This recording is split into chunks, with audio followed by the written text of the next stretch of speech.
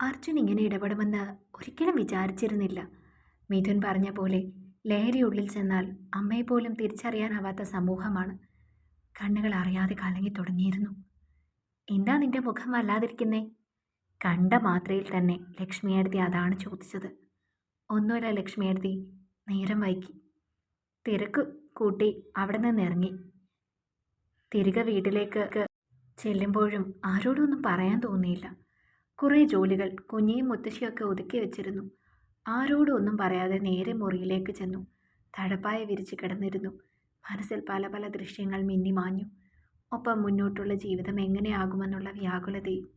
അതിരാവിലെ പശുവിനെ കറന്നുകൊണ്ടിരിക്കുന്ന സമയത്താണ് തുടരെ തുടരെ ഫോൺ അടിക്കുന്നുവെന്ന് പറഞ്ഞുകൊണ്ട് കുഞ്ഞി കൊണ്ടു തന്നത്. നോക്കിയപ്പോൾ ഡോക്ടറാണ്. Hello sir, sir you free അല്ലേ? അതെ, പറഞ്ഞോളൂ. നാളെയോ മറ്റന്നാളോ നമുക്ക് സ്പായിൽ പോകണം. സരി എപ്പോഴാണ് ഫ്രീ ആകാൻ പറ്റുന്നത്? കുറച്ച് സാധനങ്ങൾ വാങ്ങണമെന്ന് അവൻ എന്നോട് പറഞ്ഞിട്ടുണ്ട്. സാറ് പറഞ്ഞാൽ മതി സമയം. ആ സമയത്ത് ഞാൻ ഫ്രീ ആയിക്കോളാം. ശരി, ഞാൻ അറിയിക്കാം. അതിരാവിലെ മടിച്ചു മടിച്ചാണ് മംഗലത്തിലേക്ക് ചെന്നിരുന്നത്. ലക്ഷ്മിയത്തിയുടെ കയ്യിൽ പാല് കൊടുത്ത് തിരികെ പോകാനാണ് താല്പര്യപ്പെട്ടത്. പോവാണോ നീ? തനും ഒന്നും ഉണർന്നിട്ടില്ല. ഒന്ന് കണ്ടിട്ട് പോയാൽ പോരെ? ഞാൻ പിന്നെ വരാം. ആ സാറ് പോയോ? വെളുപ്പിനെ പോയി. അവരെല്ലാം എഴുന്നേറ്റതായിരുന്നു. അതാണ് ഉറങ്ങിപ്പോയത്. ആണോ? ഞാൻ വൈകുന്നേരം വരാം, കുറച്ച് പണിയുണ്ട്. അത് പറഞ്ഞ് മറുപടി പോലും കാക്കാതെയാണ് നടന്നത്. 11 മണിയോടടുപ്പിച്ചാണ് ഓടിക്കാർ ഗോകുലം തറവാടിന് മുൻപിൽ ഒഴുകിയെത്തിയത്. കാറിന്റെ ശബ്ദം കേട്ടപ്പോൾ തന്നെ അരുന്ധതി പുറത്തേക്കിറങ്ങി വന്നിരുന്നു. 50-ന് മുകളിൽ പ്രായം വരുന്ന ഐശ്വര്യമുള്ളൊരു സ്ത്രീ. തുടരെ തുടരെയുള്ള കീമോ കാരണം കൃത്രിമ മുടിയാണ് ആ മുഖത്തിനിപ്പോൾ അലങ്കാരം നൽകുന്നത്. എങ്കിലും മുഖത്തെ ശോഭ ഒട്ടും ചോർന്നു പോയിട്ടില്ല.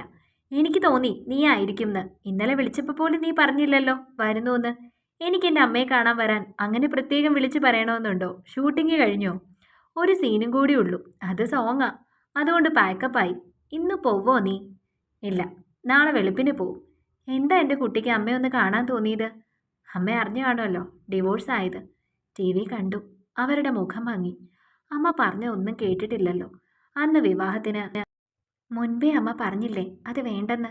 അപ്പം നിന്റെ താല്പര്യമായിരുന്നു ആ കുട്ടി. അപ്പോൾ ഞാൻ കരുതി നിങ്ങളുടെ ഇഷ്ടം നടക്കട്ടെ എന്ന്. എന്നിട്ട് വിവാഹ രാത്രി തന്നെ നീ വേണ്ടെന്ന് വെച്ചില്ലേ അവളെ? അതിൻ്റെ കാരണം എന്താണെന്ന് ഇന്നും നീ അമ്മയോട് പറഞ്ഞിട്ടില്ല. എന്തെങ്കിലും ഒരു കാരണമില്ലാതെ ഞാനത് ചെയ്യുമെന്ന് അമ്മയ്ക്ക് തോന്നുന്നുണ്ടോ? അമ്മയ്ക്കറിയാലോ, ഇന്നോ ഇന്നലെയോ തുടങ്ങിയ ബന്ധമല്ല എനിക്കത്. 8 വർഷം 8 വർഷം ഞാൻ മനസ്സിൽ കൊണ്ട് നടന്ന അവളെ. കോളേജിൽ പഠിക്കുന്ന കാലം മുതൽ തന്നെ സിനിമയിൽ അവസരം വാങ്ങിക്കൊടുത്തത് ഞാനല്ലേ? ഇഷ്ടമായിരുന്നു എനിക്ക് അവളെ. എന്നോട് അവൾ ഒരിക്കലും ചെയ്യാൻ പാടില്ലാത്തൊരു തെറ്റ് ചെയ്തു. അതെനിക്ക് ക്ഷമിക്കാൻ പറ്റിയില്ല. അത്രമാത്രം അറിഞ്ഞാൽ മതി. ബാക്കിയൊക്കെ എപ്പോഴെങ്കിലും ഞാൻ അമ്മയോട് പറയാം. അതുകൊണ്ട് എൻ്റെ കുട്ടിയുടെ ജീവിതമല്ലേ പോയത്? എങ്ങോട്ടും പോയിട്ടില്ല. അക്കാര്യം പറയാനും കൂടിയാണ് ഞാനിപ്പോൾ വന്നത്. മകൻ്റെ വാക്കുകൾക്ക് ചെവി ഓർത്തു അരുന്ധതി. സത്യമാണോ നീ പറയുന്നത്? അമ്മയ്ക്ക് സന്തോഷമായി. നിന്റെ കൂടെയുള്ള കുട്ടിയാണോ? കൂടെ അഭിനയിക്കുന്ന കുട്ടികളോ മറ്റോ? ആകാംക്ഷയോടെ ചോദിച്ചു അരുന്ധതി. എൻ്റെ ഫീൽഡിൽ നിന്നോ? അങ്ങനെ ഇനിയിപ്പോൾ വേണ്ടെന്ന് വിചാരിച്ചു. അങ്ങനെ ഒരു കോമ്പറ്റീഷൻ വരേണ്ട ആവശ്യമില്ലല്ലോ. ശിഖയുടെ പ്രശ്നവും അതായിരുന്നല്ലോ. ഏതോ ഒരു ഓർമ്മയിൽ അവൻ്റെ കണ്ണുകൾ ചുവന്നു. എന്നേക്കാൾ അവൾ ഉയരുമ്പോൾ എനിക്കെന്തോ ഈഗോ ഉണ്ടാകുമെന്നായിരുന്നു അവളുടെ പേടി.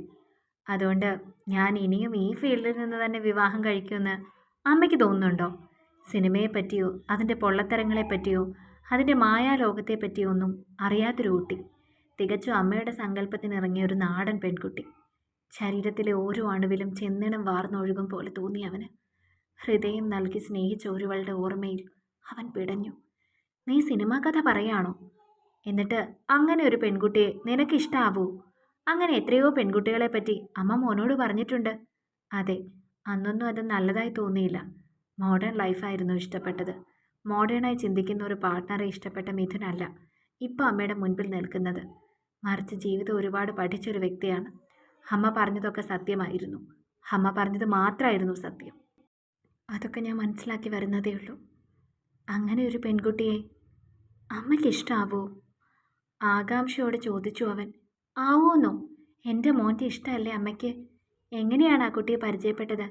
ഒരു നിമിഷം മിഥുനൊന്ന് പകച്ചു. എന്താണ് താൻ മറുപടി പറയുക? അത് പിന്നെ അമ്മ, എനിക്ക് കഴിഞ്ഞ വർഷം വേനൽ മഴയുടെ ഷൂട്ടിംഗ് ലൊക്കേഷനിൽ ഞാൻ പോയത് ഓർക്കുന്നില്ലേ? അവിടെ അടുത്തുള്ള കുട്ടിയാ. പോയപ്പോൾ കണ്ടതാ. ആ കുട്ടിക്ക് അറിയില്ലായിരുന്നു എനിക്കിഷ്ടമായി എന്ന്. ഞാൻ പിന്നെ ഇടയ്ക്ക് കുട്ടിയെ കാണാറുണ്ട്. അടുത്ത സമയത്ത് ഞാനെൻ്റെ മനസ്സിലുള്ള കാര്യം തുറന്നു പറഞ്ഞു. വിശ്വസിക്കാൻ ഭയങ്കര ബുദ്ധിമുട്ടായിരുന്നു. കാരണം അങ്ങനെ ഒരു സ്റ്റേജായിരുന്നു ആൾ വരുന്നതേ. സാമ്പത്തികമായി ഒരുപാട് ബുദ്ധിമുട്ട് അനുഭവിക്കുന്ന ഒരു കുടുംബമാണ്. അമ്മയും അനിയത്തിയും അച്ഛനും മാത്രമേ ഉള്ളൂ. അച്ഛനെന്തോ ഇപ്പോൾ വയ്യാതിരിക്കുകയാണ്. ഓപ്പറേഷൻ വേണമെന്നൊക്കെ പറയുന്ന കേട്ടു. ഒറ്റ ശ്വാസത്തിൽ പറഞ്ഞവൻ. എങ്കിലും എനിക്കങ്ങോട്ട് വിശ്വസിക്കാൻ പറ്റുന്നില്ല. നീ അങ്ങനൊരു കുട്ടിയെ ഇഷ്ടപ്പെടുന്നോ? എത്ര ചിന്തിച്ചിട്ടും എനിക്ക് വിശ്വസിക്കാനേ പറ്റുന്നില്ല. എനിക്കറിയായിരുന്നു ഞാൻ ഈ കാര്യം പറയുമ്പോൾ അമ്മ ഇങ്ങനെ തന്നെ പറയൂന്ന്. പക്ഷെ സത്യമാണമ്മേ, അമ്മയും അമ്മാവനും അമ്മായിയും കൂടി വേണം പോവാൻ. ആ കുട്ടിയുടെ വീട്ടിൽ പോയിട്ട് ഒന്ന് സംസാരിക്കണം. ഞാൻ പറഞ്ഞിട്ട് പോയാൽ മതി. എന്തായാലും സാരമില്ല. ഒന്നുമില്ലാത്ത കുട്ടിയാണെങ്കിലും എനിക്ക് കുഴപ്പമില്ല. നിനക്ക് നിൻ്റെ 3 തലമുറയ്ക്ക് ഇരുന്നുണ്ണാനുള്ളതൊക്കെ നമുക്കുണ്ട്. പോരാത്തതിന് നീയും സമ്പാദിച്ചിട്ടുണ്ട് കുറേ. നമുക്കെന്തിനാ സമ്പത്തും പൊന്നും പണമൊക്കെ? നല്ല കുട്ടിയായിരിക്കണം. എൻ്റെ മോനെ നന്നായി നോക്കണം, വിഷമിപ്പിക്കാതെ. അമ്മ പോയാലും എൻ്റെ മോനെ ഒറ്റയ്ക്കാക്കി പോകാൻ പാടില്ല. അങ്ങനെയാണെങ്കിൽ സമാധാനത്തോടെ എനിക്ക് അച്ഛൻ്റെ അരികിലേക്ക് പോകാം. എൻ്റെ അമ്മ എങ്ങോട്ടും പോണില്ല. അവൻ അമ്മയുടെ അരികിൽ വന്ന് തന്നോട് ചേർന്നു. എന്താണ് അമ്മളുടെ പേര്? സരയു. സരയു. ആ പേരിൽ തന്നെയുണ്ടൊരു സൗന്ദര്യം. കാണാൻ എങ്ങനെയാ? സുന്ദരിയാണോ? ഉത്സാഹത്തോടെ അവർ ചോദിച്ചു. അങ്ങനെ ചോദിച്ചാ ഞാനെന്താ പറയാ? ആരെങ്കിലും നോക്കിയാ അമ്മയ്ക്ക് ഇഷ്ടാവൂന്ന് എനിക്കറിയില്ല. ശിഖ എങ്ങനെയാണോ അതിന് നേരെ ഓപ്പോസിറ്റ്. മുടിയൊക്കെ എണ്ണ പുരട്ടി പരത്തി ചീകി, ആ ഒരു ടൈപ്പ്. എന്താ പറയുന്നേ? ഒരു കറക്റ്റ് വില്ലേജ് ഗേൾ. ഒരു പരിഷ്കാരം ഇല്ലാത്തൊരു പെൺകുട്ടി. അത്രമാത്രം എനിക്ക് ആൾക്ക് ഒരു ഡ്രോബാക്കായിട്ട് തോന്നിയിട്ടുള്ളൂ. ഒരു പൗഡർ പോലും ഇടില്ലെന്ന് തോന്നുന്നു. കാണുമ്പോഴൊക്കെ മുഖത്തെ എണ്ണമയമുണ്ട്. എങ്ങനെയായാലും സാരമില്ല, എനിക്കൊന്ന് കാണണല്ലോടാ. ഉടനെ വഴിയുണ്ടാക്കാം. അമ്മ സമാധാനമായിട്ടിരിക്കും. മരുന്നൊക്കെ കഴിച്ചോ അമ്മ? ഒക്കെ കഴിച്ചു. ഇത് കേട്ടപ്പോൾ തന്നെ അമ്മയ്ക്ക് പകുതി ആശ്വാസമായി. ഒരു നിമിഷം അവൻ്റെ ഉള്ളൊന്നുലഞ്ഞു. ഞാൻ നല്ലൊരു ലോങ് ഡ്രൈവ് കഴിഞ്ഞിട്ട് വരികയല്ലേ, ഒന്ന് കിടക്കട്ടെ. അതും പറഞ്ഞ് മുറിയിലേക്ക് പോയി കഴിഞ്ഞിരുന്നു അവൻ. മുറിയിലേക്ക് ചെന്നതും ഒരിക്കൽ കൂടി മനസ്സിലാലോചിച്ചു, ചെയ്യുന്നത് ശരിയാണോ? പെറ്റ വയറിനെയാണ് കബളിപ്പിക്കാൻ നോക്കുന്നത്. ഇല്ല, അത് പറഞ്ഞപ്പോൾ തന്നെ അമ്മയുടെ മനസ്സിലുണ്ടായ സന്തോഷം, അതാണ് തനിക്ക് ആവശ്യം. ആ സന്തോഷത്തിന് വേണ്ടിയാണ് അത് ചെയ്യുന്നത്. ഇതിലൊരു തെറ്റുമില്ലെന്ന് വിശ്വസിക്കാനാണ് അവനിഷ്ടം. ഭൂമിയിൽ ജീവിച്ചിരിക്കുന്ന കാലത്തോളം ഇനി നൽകാനുള്ളത് സന്തോഷം മാത്രമാണെന്ന് ഡോക്ടറുടെ വാക്കുകൾ മാത്രമേ ആ നിമിഷം അവൻ്റെ കാതിലുണ്ടായിരുന്നുള്ളൂ. ഫോൺ എടുത്ത് പെട്ടെന്ന് തന്നെ സനൂപിൻ്റെ നമ്പർ ഡയൽ ചെയ്തു. 1-2 ബെല്ലിനുള്ളിൽ ഫോൺ എടുക്കപ്പെട്ടു. എന്താടാ? ഞാൻ ആ കുട്ടിക്ക് വേണ്ട കാശ് ഇന്ന് വൈകിട്ട് തന്നെ നിൻ്റെ അക്കൗണ്ടിലേക്ക് ട്രാൻസ്ഫർ ചെയ്തേക്കാം. എൻ്റെ അക്കൗണ്ടിൽ വേണ്ട, ഹോസ്പിറ്റൽ അക്കൗണ്ടിലേക്ക് ഇട്ടാൽ മതി. ഞാൻ ആ നമ്പർ നിനക്ക് വാട്സപ്പ് ചെയ്ത് തരാം. ഓക്കെ. അമ്മ ആ കുട്ടിയെ ഒന്ന് കാണണമെന്ന് പറഞ്ഞു. നീ നാളെ തന്നെ അവളുടെ വീട്ടിലൊന്ന് പോകണം. അമ്മയും അമ്മാവനും ഒക്കെ ഇവിടുന്ന് വരുമ്പോൾ അവിടെ എന്താണെന്ന് വെച്ചാൽ ആവശ്യമുള്ള കാര്യങ്ങൾ ചെയ്യണം. പിന്നെ ആ കുട്ടിക്ക് നല്ലൊരു ഡ്രസ്സില്ലെന്ന് തോന്നുന്നു. എപ്പോഴും കാണും ഒരുമാതിരി നരച്ച ഡ്രസ്സൊക്കെ. അതൊക്കെ എന്താണെന്ന് വെച്ചാൽ നീ വാങ്ങി കൊടുക്കണം. നീ അതിനെ ഒരു വട്ടമല്ലേ കണ്ടുള്ളൂ? അല്ലടാ, ഞാൻ നിന്നോട് പറയാൻ വിട്ടുപോയി.